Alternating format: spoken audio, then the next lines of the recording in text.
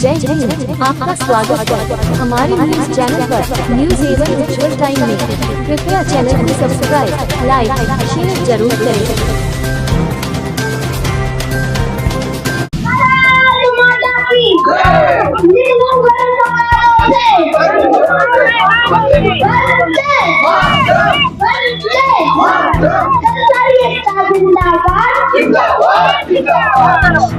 हमारे धरना प्रदर्शन का 61वां दिन है, 61वां दिन है और हम जिन अपनी मांगों को लेकर यहाँ पे धरना कर रहे हैं उन मांगों को संज्ञान में तो खैर लिया गया, लेकिन अभी उन पे कोई जो है रिजल्ट नहीं आ पाया है। क्योंकि सोमवार को एसडी महोदय से जो वार्ता हुई थी, उन्होंने 3-4 दिन में आदेशों की बात कही थी कि आपको भिजवाया जाएगा धरने पे, लेकिन अभी तक यहाँ पे कोई भी शासनादेश या किसी भी प्रकार का आदेश हम लोगों के समझ नहीं आया है। धरना प्रदर्शन हमारा जारी है, धरना प्रदर्शन ये जारी रहेगा। और इसी बीच परसों दुर्घटना भी हुई, मार्ग दुर्घटना, जो कि हम लोग सशंकित हैं कि उसमें हो सकता है अधिकारियों द्वारा रची गई साजिश भी हो। इसलिए हम लोगों ने एक पत्र जारी किया है, शासन को भी भेजा है, सीएम साहब को संबोधित करते हुए भेजा गया है, अन्य अदर अधिकारियों को भी जानकारी इसकी दी गई है, पुलिस अधीक्षक महोदय को भी इस चीज की जानकारी दी गई है कि उस मार्ग दुर्घटना की न्यायिक जांच कराएं, ताकि आपने उसकी कोई लिखित वो दिया है, अभी तक के नहीं दिया थाने वगैरह में आप लोगों ने? थाने में तो अभी नहीं दिया है, पुलिस अधीक्षक महोदय को जानकारी दे दी गई है आज पत्र के माध्यम से, जिसमें कि हम लोग ये चीज चाहते हैं कि उस सड़क दुर्घटना की न्यायिक जांच हो, ताकि दूध का दूध और पानी का पानी अलग अलग हो सके। क्योंकि हम लोग सशंकित हैं, क्योंकि हम लोगों को यहाँ पर कई बार जान से मारने की धमकियां भी मिली हैं, जिस कारण हम लोगों की शंका और प्रबल हो जाती है कि हो सकता है ये मार्ग दुर्घटना उसी का परिणाम हो। जी, ये धमकियां दिए कौन रहता? ये अधिकारियों के द्वारा ही दी गई। आदित्य भाई जो कि हमारे यहाँ पे अध्यक्षता कर रहे हैं, उन्हीं को ज्यादातर धमकियां मिली हैं, उन्हीं के द्वारा जो हमको जानकारी दी गई, उन्हीं के इसमें आप लोगों को कितनी परेशानियों का सामना करना पड़ रहा है? भाई साहब, समस्याएं भी हमारी बहुत हैं, तो हालांकि जो समस्याएं थी उनके हिसाब से ये समय जो है बहुत ज्यादा भी हो गया है। क्योंकि हम लोग आज 13 साल से इन्हीं मांगों को लेकर अक्सर हम लोग धरना प्रदर्शन भी किए हैं। एक आध दिन का हुआ, ज्यादा नहीं हुआ, जो कि 10-90 उसका उदाहरण भी है 2014 में। और आज तक हम लोगों की कोई भी मांग नहीं पूरी हुई। केवल सपा शासन काल में हम लोगों को टीए इंक्रीमेंट दिया गया था, जिस कारण हम लोगों की सैलरियां कुछ भागी थी, वरना हम लोग 8,000 रुपए नियुक्त किए गए थे। भाई साहब, और सवाल है, जिस बात को लेकर आप लोग सशंकित हैं, यह हादसा नहीं, एक सोची समझी साजिश हो सकती है, तो कौन सी ऐसी बात पाई जा रही है जिस बात को लेकर आप लोग परेशान हैं और आरोप लगा रहे हैं कि एक षड्यंत्र हत्या करने का था? दरअसल में वो जो धमकियां मिल रही थी, उसी के परिणाम स्वरूप जब परसों ये सड़क दुर्घटना हुई और फिर साइड से ठोकर मारी गई है गाड़ी में, तो इस कारण शंकाएं प्रबल हो जाती हैं। क्योंकि अगर सुनसान रास्ते पे अगर कोई सामने से आता हुआ वाहन अगर किसी वाहन को ठोकर मारता है, तो ये पूर्णतः शंका का ही विषय है।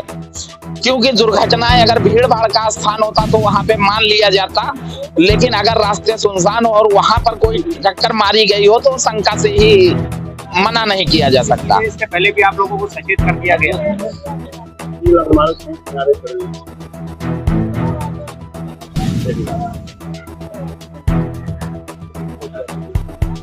हो गया। जिस तरह से रोड दुर्घटना की बात सामने आ रही है और आप लोग संकित हैं कि एक षड्यंत्र है, क्या कहना चाहते हैं? सर देखिए, हम लोग 61 दिन हो गया धरना करते हुए, और इसी धरना पीरियड में ही हमारे 6 कर्मचारी खत्म हुए हैं। हमारा जो है शंका का जो है कारण सिर्फ इतना है कि हम लोग चटोरी गली में गए थे और वहाँ पे हमारे अध्यक्ष के साथ मारपीट की गई थी। उनको जबरदस्ती जो है जेल जो है थाने ले जाया गया लोकल बाउंसरों के द्वारा। अगर विधिक रूप से लेके जाया गया होता। और दूसरी चीज क्या है कि झूठा आरोप जो है लगाया गया कि हमारे साथ गाली गलौज किया गया, मारपीट किया गया, जबकि ऐसा कुछ नहीं था। उन्होंने बीसी साहब ने खुद जो है मारपीट करी और गाली गलौज करी। उनको जबरदस्ती जो है स्कॉर्पियो गाड़ी से बैठा के लोकल बाउंसरों से पिटवाया गया और ले जाया गया थाने में।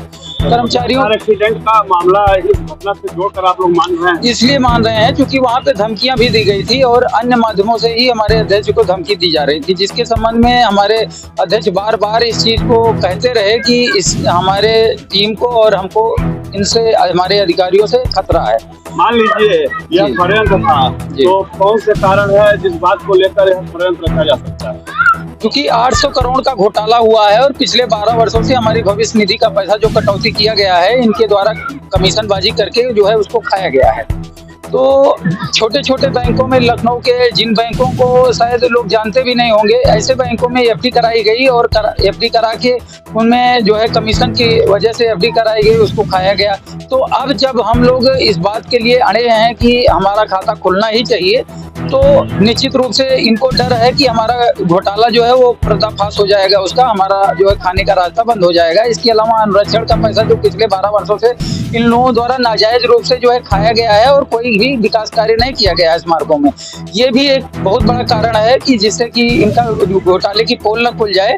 तो ये ऐसा संभावना पूरी बनती है और पोल ना खोलने के लिए ये इतने षड्यंत्र रच रहे हैं। बिल्कुल बिल्कुल ये संदेह है हम लोगों को और ये हो भी सकता है, इसमें कोई जो है बड़ी बात नहीं है, क्योंकि बड़ा घोटाला है 800 करोड़ का और पिछले 12 वर्षों से अगर अनुरक्षण का बजट देखा जाए तो हजारों करोड़ में होगा। सरकार से क्या मांग है? फिर सरकार से मांग यही है कि हमारे इस जो परसों दुर्घटना हुई है, हमारे अध्यक्ष को जो है जान से मारने की कोशिश की गई है, इसकी न्यायिक जांच होनी चाहिए।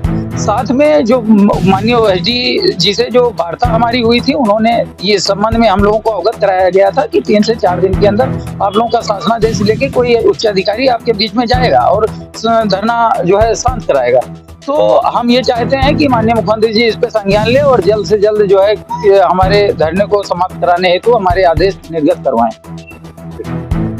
धरना का आज 61वां दिन है और तमाम उतार चढ़ाव आए। अभी विगत दिन आपके अध्यक्ष जी आदित्य का रोड एक्सीडेंट में करवाया गया, जैसा कि आप लोग कर रहे हैं, जी क्या कहना चाहते हैं? हम सिर्फ इतना ही कहेंगे कि जो भी चीजें हैं हमारे विमलेश भाई ने और विवेकानंद तिवारी जी ने बताई, जहाँ तक ये साजिश जो रची गई, ये साजिश बिल्कुल जो शंका करती है वो वाजिब करती है, क्योंकि जब हम यहाँ हमारी और हमारे आला अधिकारियों की नियुक्तियां हुई थी तो हम तो जिस हालात में आए थे आज हालात हमारे वही हैं, लेकिन हमारे अधिकारी गण भी हवाई चप्पलों में आए थे, वो आज हेलीकॉप्टरों में घूम रहे हैं। तो मैं चाहूंगा कि हेलीकॉप्टर कहाँ से आए, माननीय मुख्यमंत्री इनकी जांच कराए। निश्चित रूप से ये लोग गबन करके अनुरक्षण का पैसा जो है गबन करके आज हेलीकॉप्टरों में घूम रहे हैं और हम जो है हवाई चप्पल में आए थे, आज भी हम हवाई चप्पलों में हैं। तो ये मतलब अधिकारी डर रहे हैं, अभी तक पर्दाफाश हो रहा है? बिल्कुल डर रहे हैं, शंका की जा रही है, शंका वाजिब भी हो सकती है ये, क्योंकि एक चीज और मैं कहूँगा, शंका तो ये स्पष्ट हो रही है कि कहीं ना कहीं इन शंकाओं पे जो है खरा उतर सकता है, ये खरी बात हो सकती है कि इन्हीं के ऊपर संदेह जा रहा है, ये करा सकते हैं, क्योंकि कई बार धमकियां भी मिली और हमने धरना पीरियड में अपने 6 कर्मचारी परिवार को भी खोया है। आज जो हमारे बीच में नहीं, हम लोग 61 दिन से यहाँ रो रहे हैं, हमारी सुनने वाला कोई नहीं। हाँ, इस चीज को हम मानते हैं, माननीय मुख्यमंत्री को एसडी से हमारी सफल वार्ता रही है, लेकिन अभी भी 4-5 दिन हो गए, अभी तो कोई आदेश आया नहीं है। अब शनिवार इतवार को जो है शासन बंद रहेगा, सोमवार तक वेट किया जाएगा, देखा जाएगा जैसी स्थिति होगी। हमारे अध्यक्ष महोदय जो भी प्लानिंग होगी बताएंगे, उस पर हम लोग अमल करेंगे, आगे बढ़ेंगे। आप लोगों को वेतन टाइम से दिया जा रहा है कि नहीं दिया जा रहा है? वेतन देखिए, वेतन तो हम लोगों का पूर्ण रूप से बाधित कर दिया गया है, लेकिन हम लोगों को कोई नोटिस नहीं जारी की गई, न तो कोई स्पष्टीकरण दिया गया। ये बिल्कुल असंवैधानिक है।